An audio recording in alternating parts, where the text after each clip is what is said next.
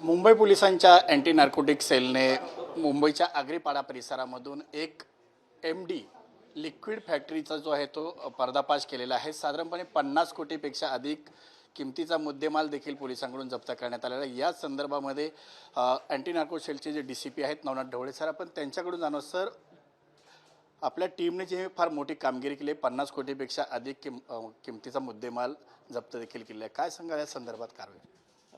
काल दिनांक 25 मे रोजी ANC कांदिवली युनिट चे सिनियर PI शशिकांत जगदाळे आणि त्यांच्या टीमला एक गोपनीय माहिती मिळाली होती की यासिन जो टावर आहे आग्रीपाडा पोलीस स्टेशनच्या हद्दीतील, त्या ठिकाणी एका फ्लॅटमध्ये मॅफेड्रॉन बनवण्याचं काम सुरू आहे आणि त्या ठिकाणाहून ते मोठ्या प्रमाणामध्ये अंमली पदार्थांची विक्री करतात। त्या अनुषंगानं सदर ठिकाणी सापळा लावण्यात आला आणि सदर जो फ्लॅट आहे त्या ठिकाणी छापा टाकला असता त्या ठिकाणी पूर्ण मॅफेड्रॉन साधारणतः 14.5 किलो मॅफेड्रॉन व इतर जे इक्विपमेंट्स आहेत, रॉ मटेरियल आहे, हे त्या ठिकाणाहून जप्त करण्यात आलेलं आहे। आणि त्यासोबतच त्या ठिकाणाहून एक वेपन जे देशी बनावटीचं पिस्टल आणि त्याच्यासोबत 19 जिवंत कारतूस हे सुद्धा त्या ठिकाणाहून जप्त करण्यात आलेलं आहे। सदर या गुन्ह्यामध्ये एकूण 3 आरोपींना अटक करण्यात आलेली आहे आणि त्यांच्यावरती NDPS अन्वये गुन्हा दाखल करण्यात आलेला आहे।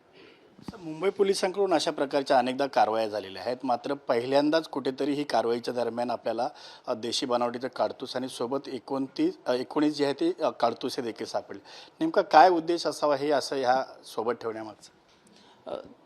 यातील जे एक आरोपी आहे याचा रेकॉर्डवरील गुन्हेगार आहे, त्या अनुषंगानं सुद्धा आम्ही तपास करत आहोत की त्यांनी वेपन ठेवण्याचा नक्की त्याचा उद्देश काय आहे, त्यांनी ते कुठून आणलेला आहे, या अनुषंगानं सुद्धा तपास करण्यात येईल। 3 आरोपी यामध्ये अटक झाले, 2 पुरुष एक महिला आहे। महिला बांगलादेश मध्ये राहणारी असल्याचा जो संशय आहे, नेमकं काय यामध्ये तथ्य आहे?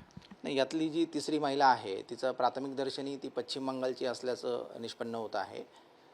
जर ती बांगलादेशची असेल त्या अनुषंगानं सुद्धा आम्ही तपास करत आहोत की तिचा जो ॲड्रेस आणि इतर जे काही डॉक्युमेंट्स आहेत ते व्हेरीफाय करून त्यानुसार ते तपासामध्ये निष्पन्न होईल। सर, आपण जे आरोपी अटक केलेले आहेत मुळात याचं पार्श्वभूमी काय नेमकं? कारण आता हे जर केमिकल संबंधित जे काही कुठलाही वस्तू बनवायची असेल किंवा पदार्थ बनवायचा असेल तर त्याला त्या पद्धतीचं शिक्षण असावं लागतं, मात्र आरोपींचं नेमकं शिक्षण काय किंवा या संदर्भात त्यांना कोणी गायडन्स वगैरे करत, काय सांगाल?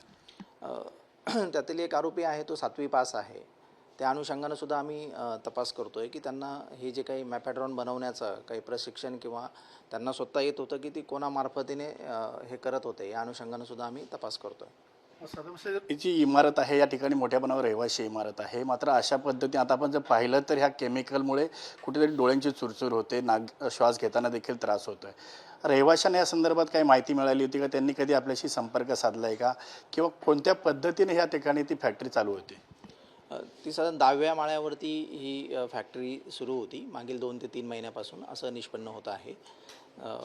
त्यामध्ये साधारण एका फ्लोअरवरती 7 ते 8 फ्लॅट्स आहेत आणि आम्हाला गोपनीय माहिती मिळाली त्या आधारे ही सदर कारवाई करण्यात आलेली आहे आणि या सर्व त्या ठिकाणी इतर कोणी अजून सहभागी आहेत का या अनुषंगानं सुद्धा आम्ही तपास करतो आहे।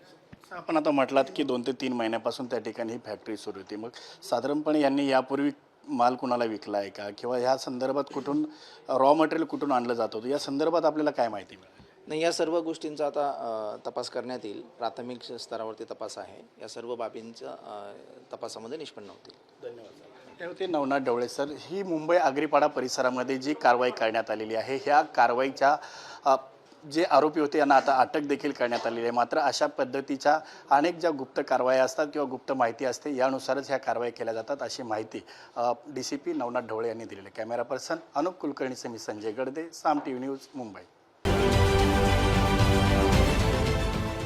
देश विदेशातील प्रत्येक घडामोडींचे लाईव्ह अपडेट मिळवण्यासाठी आता साम टीव्हीच्या सर्व सोशल मीडिया प्लॅटफॉर्मला लाईक, फॉलो आणि सबस्क्राईब करा। तसंच सर्व नोटिफिकेशनसाठी बेल आयकॉन प्रेस करायला विसरू नका।